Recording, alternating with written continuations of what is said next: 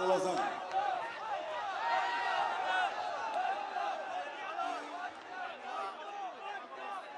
পাগল হাসান আমার খুব আদরের ছিল, আপনারা মোটামুটি জানবেন। তো আমি ট্রাই করতে পারি, আমি সিলেটি অ্যাকসেন্ট খুব একটা আসে না, বুঝি, হইতাম পারি না, মারতাম পারি না আর কি।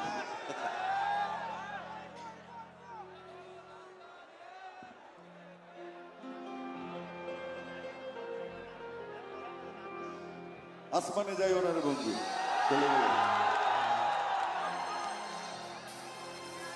দূর আকাশে চাঁদের পাশে ঝলমল করে তারা, আমার কেউ